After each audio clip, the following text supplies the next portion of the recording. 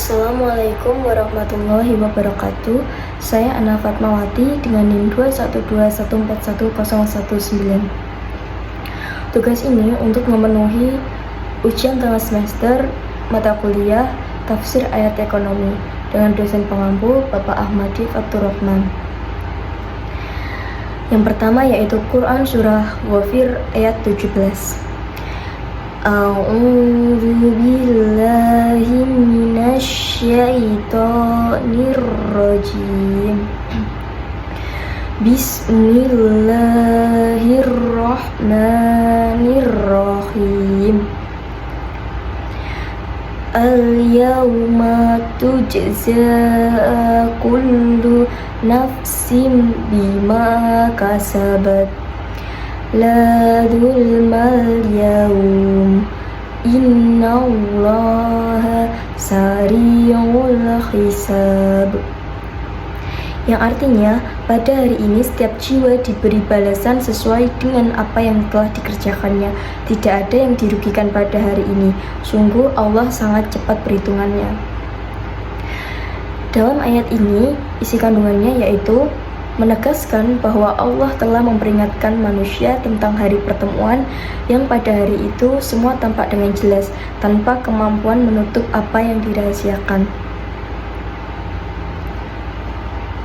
Jadi dalam ayat ini Allah itu telah memperingatkan kepada manusia tentang hari pertemuan, yaitu manusia pada akhirnya akan meninggal dunia dan juga hidup di akhirat, di mana di akhirat tersebut akan dihitung amalannya, amalan berbuat baik dan juga dosa-dosanya.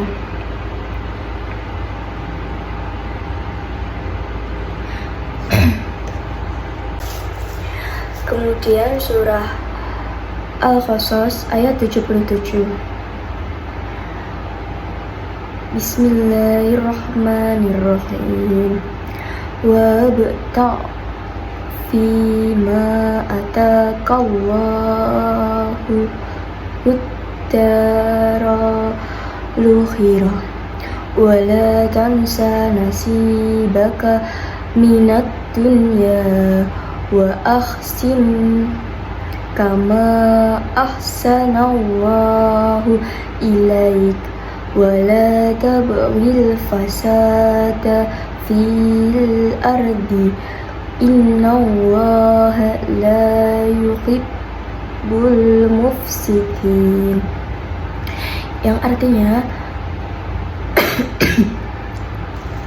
dan carilah pada apa yang telah dianugerahkan Allah kepadamu atau kebahagiaan negeri akhirat, dan janganlah kamu lupakan bagian kenikmatan duniawi dan berbuat baiklah kepada orang lain sebagaimana Allah telah berbuat baik padamu, dan janganlah engkau berbuat kerusakan di muka bumi. Sesungguhnya Allah tidak menyukai orang-orang yang berbuat kerusakan.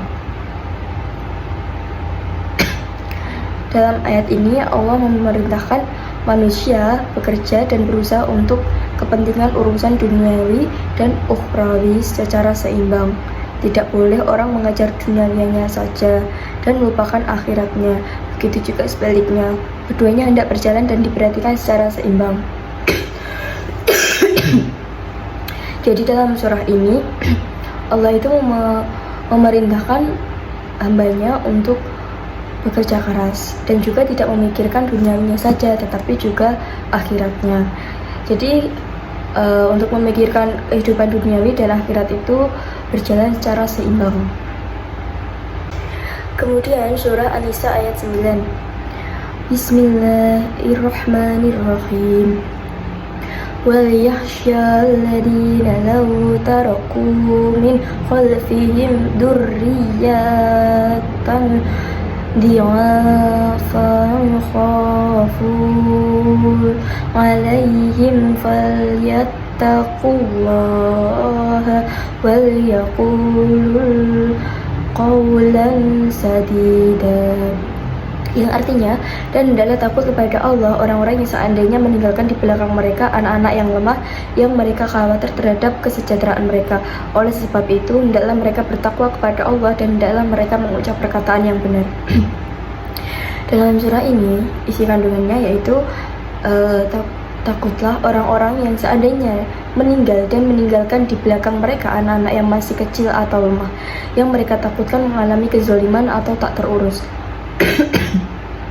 Maka hendaknya mereka selalu merasa diawasi oleh Allah dalam memperlakukan orang yang berada di bawah tanggungannya dari anak-anak yatim dan anak-anak lainnya, yaitu dengan cara menjaga harta benda mereka, mendidik mereka dengan baik, dan menyingkirkan segala gangguan dari mereka, dan hendaklah berkata kepada mereka dengan ucapan yang sejalan dengan semangat keadilan dan yang baik-baik. Selanjutnya Quran Surah Ibrahim ayat ke-7. Bismillahirrahmanirrahim. Wa idza ta'addana rabbukum la in syakartum la azidannakum wa la in kafartum inna adzabi lasyadid. Yang artinya, sesungguhnya jika kamu bersyukur, niscaya aku akan menambah nikmat kepadamu, tetapi jika kamu mengingkari nikmatku, maka pasti azabku sangat berat. Isi kandungan surah Ibrahim ayat ke-7 yaitu menjelaskan tentang anjuran bersyukur. Dalam ayat tersebut menjelaskan bahwa jika seseorang yang menerima nikmat dari Allah harus bersyukur, karena Allah akan menambah nikmat kepada orang yang bersyukur. Sedangkan orang yang tidak mau bersyukur ketika mendapat nikmat akan mendapat azab dari Allah. Jadi, jika kita mendapatkan nikmat dari Allah, maka kita seharusnya bersyukur. Jika kita bersyukur, maka Allah akan menambah nikmat tersebut. Akan tetapi, jika Allah telah memberi nikmat kepada kita dan kita tidak bersyukur, maka Allah akan mengazab kita. Selanjutnya yaitu surah Al-Baqarah ayat 188. Bismillahirrahmanirrahim. Wala ta'kulu amwalakum bainakum bil batili wa tudlu biha ila hukami ta'kulu fariqam min amwalin nasi bil ismi wa antum ta'lamun. Yang artinya, dan janganlah kamu makan harta di antara kamu dengan jalan yang batil, dan janganlah kamu menyuap dengan harta itu kepada para hakim dengan maksud agar kamu dapat memakan sebagian harta orang lain itu dengan jalan dosa, padahal kamu mengetahui. Isi kandungan dari surah ini yaitu janganlah memakan harta di antara kamu dengan jalan yang batil seperti dengan cara korupsi, menipu, ataupun merampok, dan jangan pula kamu menyuap dengan harta itu kepada para hakim untuk bisa melegakan perbuatan jahat kamu dengan maksud agar kamu dapat memakan, menggunakan, memiliki, dan menguasai sebagian harta orang lain itu dengan jalan dosa karena melanggar ketentuan Allah, padahal kamu mengetahui bahwa perbuatan itu diharamkan oleh Allah. Jadi dalam ayat ini dilarang kita untuk memakan uang haram seperti perbuatan korupsi, menipu, atau merampok dan sebagainya. Adapun juga jangan menggunakan harta itu untuk para hakim agar kita memakan, menggunakan, atau memiliki atau menguasai harta orang lain dengan jalan dosa, karena itu melanggar perintah dari Allah, padahal kita itu sudah tahu perbuatan itu adalah diharamkan oleh Allah. Selanjutnya yaitu surah At-Taubah ayat 60. Bismillahirrahmanirrahim. Innama shadaqatul faqara'i wa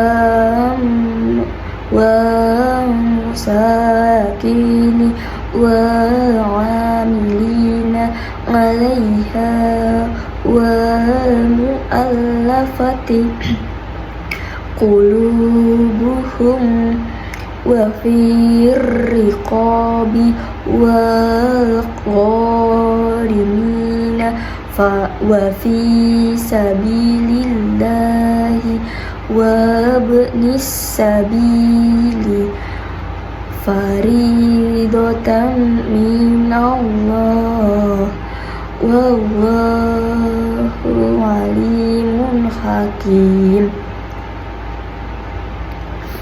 Dalam surah ini, isi kandungannya adalah menjelaskan tentang yang pertama yaitu dalil orang-orang yang berhak menerima zakat.